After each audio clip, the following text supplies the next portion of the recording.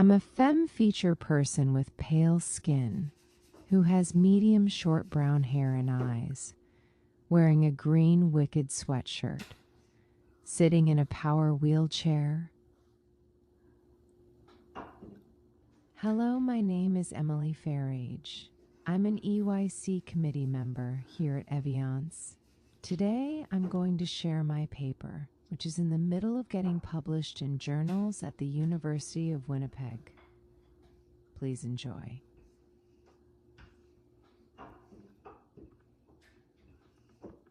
Defying Gravity, Rising Above Stereotypical Representation of Disability in Wicked, Part 1, by Emily Farage.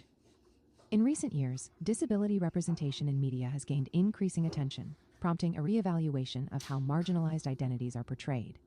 The film Wicked, Part 1, directed by John M. Chu, offers a more nuanced and sympathetic depiction of disability compared to Gregory Maguire's 1995 novel Wicked, The Life and Times of the Wicked Witch of the West, a novel, and Stephen Schwartz and Winnie Holzman's 2005 musical adaptation, Wicked, a New Musical. While academic work specifically addressing disability in versions of Wicked is limited, broader discussions of disability representation in media provide valuable context for my discussion. They highlight the historical underrepresentation and stereotypical portrayals of disabled characters, often confined to narratives of pity, tragedy, or villainy. Wicked, Part 1 enhances the themes of identity and societal judgment by incorporating a broader spectrum of disabilities through Elphaba, played by Cynthia Erivo, and Nessarose, played by Marissa Bode. The film depicts Nessarose's wheelchair use with sensitivity, illustrating her challenges and triumphs, enriching her character arc, and emphasizing her struggle for autonomy and acceptance. Through Elphaba, the film explores neurodiversity by showing her intense emotional experiences, illustrating her struggles with social norms, and showcasing her exceptional abilities in magic. It reveals the depth of emotional awareness in neurodiverse individuals, the challenges they face in navigating societal expectations, and the unique strengths that come from their different ways of thinking. I explore how Wicked, Part 1 defies gravity, to paraphrase one of the show's songs, by reimagining these characters and deepening the conversation surrounding disability representation in popular culture, rising above convention and fostering a more inclusive and sensitive narrative. True and appropriate disability representation in media is crucial because it fosters inclusivity and challenges societal stereotypes, creating a more equitable environment. Accurately portraying diverse experiences and perspectives breaks down barriers, promotes understanding, and reduces stigma and discrimination. Representation empowers individuals with disabilities by validating their identities and experiences and enriches storytelling, offering audiences a broader view of humanity. In a world that often marginalizes those with disabilities, their visibility in media, politics, and various spheres of life is essential for advocating for rights, accessibility, and acceptance, ultimately contributing to a more just and compassionate society. Nessarose, beyond the tragic beauty stereotype. In Wicked, a New Musical, Nessarose serves as a significant representation of disability, showcasing the challenges and complexities faced by individuals with disabilities. Born with a physical disability that leaves her unable to walk, Nessarose is problematically portrayed with little to no depth and nuance. However, rather than reducing her to a mere symbol of pity or a plot device, the 2024 film adaptation's director and production team worked with actor Bode to create a more realistic portrayal of a disabled person's experiences. This allows audiences to see her struggles, desires, and motivations, making her more relatable.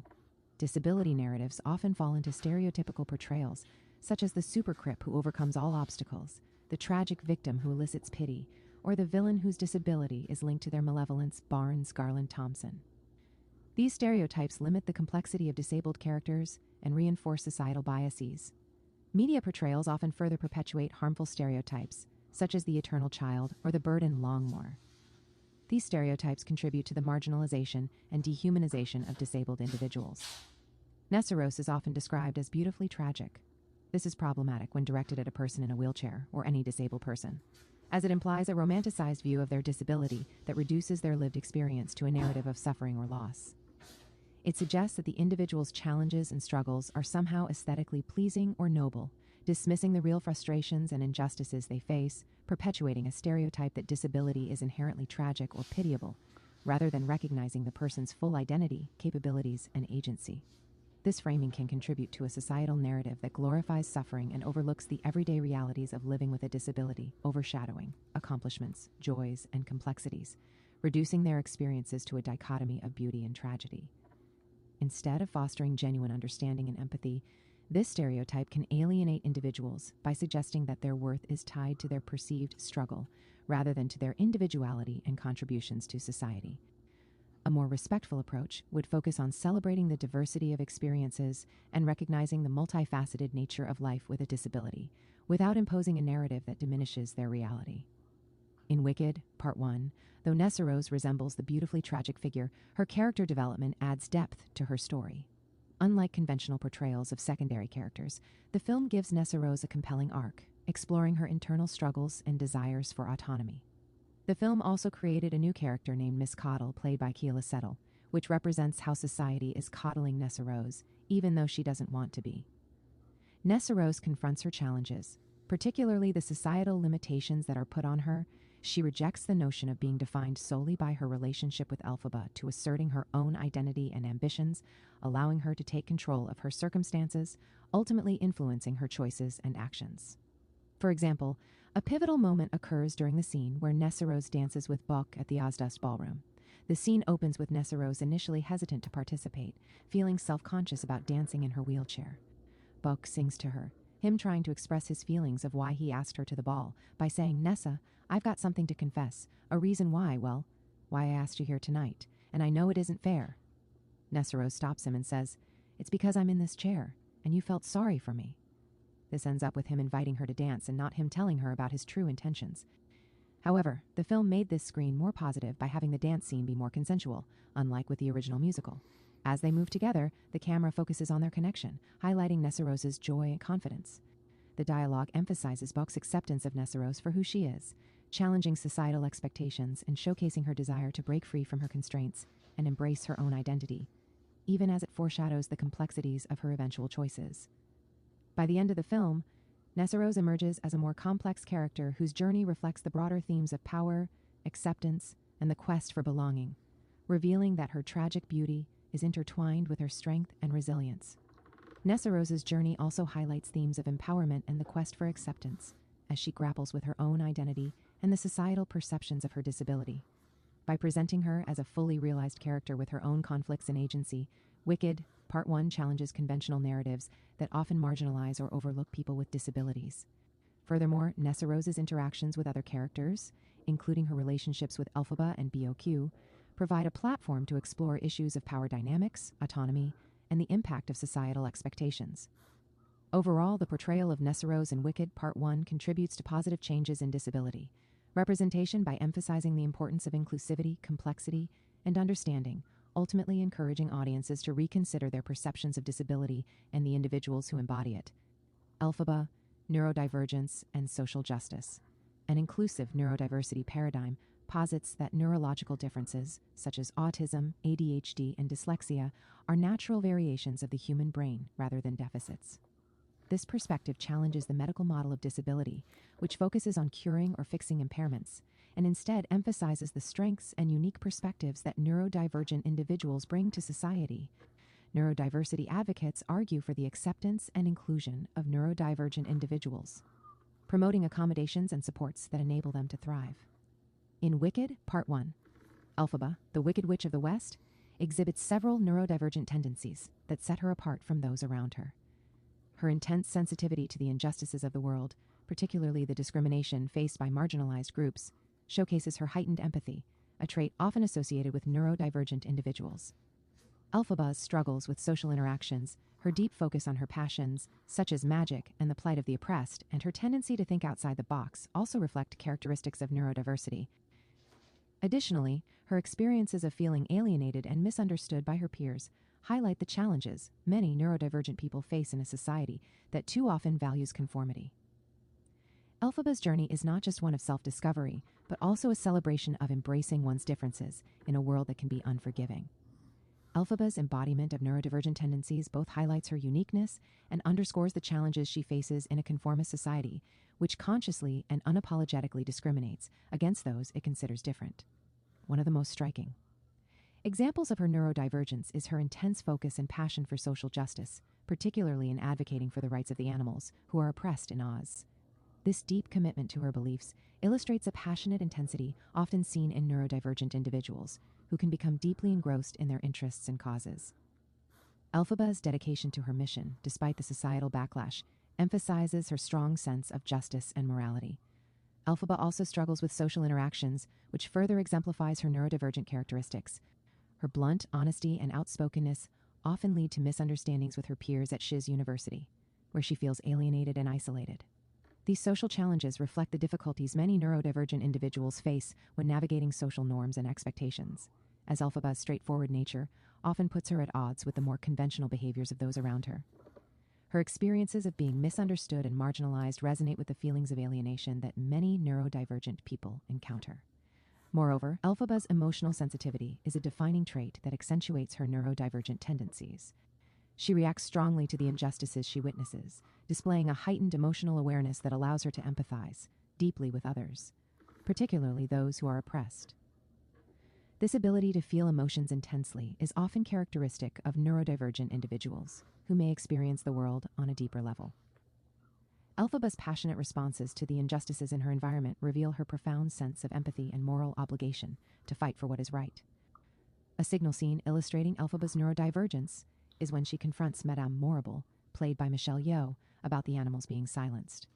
The scene opens with Elphaba visibly agitated, pacing and struggling to articulate her powers. Madame Morrible notices that her concerns makes her power more active, so Morrible starts asking questions about how she feels. Elphaba's frustration boils over, and she passionately defends the animals, highlighting the injustice of their situation. Her speech is rapid and intense, reflecting her heightened emotional state. The camera focuses on Elphaba's expressive face, conveying her deep empathy and unwavering commitment to social justice. The dialogue emphasizes Elphaba's inability to conform to social expectations, as she prioritizes her moral convictions over politeness or diplomacy. Additionally, Elphaba's nonconformity is a significant aspect of her character. She defies societal expectations regarding her appearance and behavior, choosing to embrace her unique abilities and identity as a powerful witch. This refusal to conform to the norms of her society illustrates her divergence from the mainstream, showcasing her strength in embracing her individuality. Her unconventional approach to life, paired with her willingness to challenge authority figures, reflects a mindset that is often seen in neurodivergent individuals who think outside the box and question societal standards. Lastly, Elphaba's creative problem-solving skills further highlight her neurodivergent nature. Her ability to utilize her magical powers in inventive and unexpected ways demonstrates her unique perspective on challenges. This kind of creative thinking is a hallmark of many neurodivergent individuals who often approach problems from angles that others might not consider. Elphaba's resourcefulness in navigating obstacles, whether through her spellcasting or her strategic thinking, showcases her distinctive cognitive abilities. Elphaba's character in Wicked, Part 1, serves as a rich representation of neurodivergent traits, including intense focus, social struggles, emotional sensitivity, nonconformity, and creative problem-solving. These elements not only contribute to her complexity as a character, but also emphasize the broader themes of acceptance and the celebration of individuality in a world that often demands conformity. Through Elphaba's journey, the narrative invites audiences to reflect on the value of embracing differences and recognizing the strength that lies within those who dare to be themselves. Nessarose and Elphaba, nuance in contrasts. Elphaba's character in Wicked Part 1 contributes significantly to a more nuanced and positive representation of disability and neurodiversity in media, particularly when contrasted with her sister Nessarose.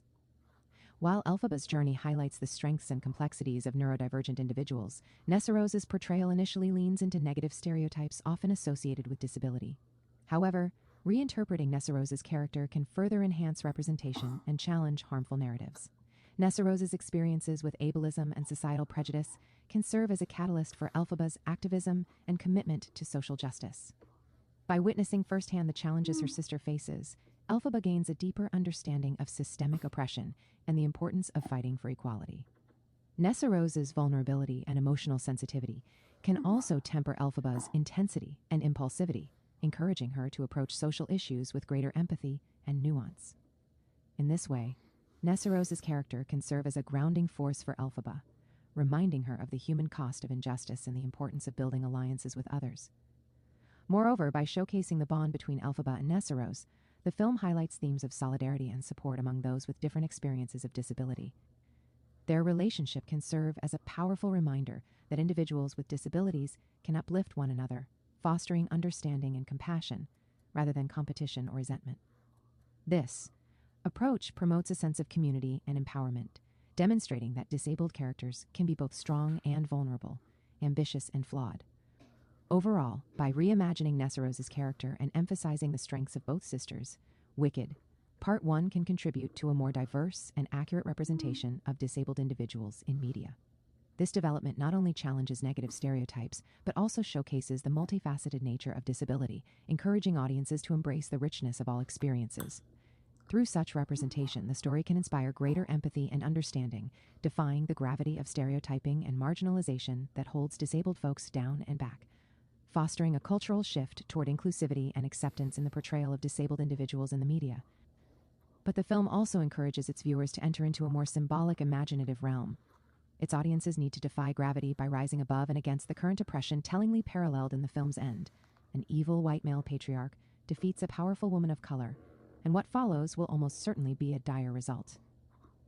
Wicked, Part 1's use of humor and imagination also asks its viewers to rise above the figurative gravity of our current lives and to imagine a more just and inclusive future for disabled and non-disabled everywhere. Through nuanced character development and a commitment to challenging stereotypes, Wicked, Part 1 offers a compelling vision of disability representation that promotes empathy, understanding, and social justice. Thank you for listening to my presentation. I'm open to any questions or comments at this time.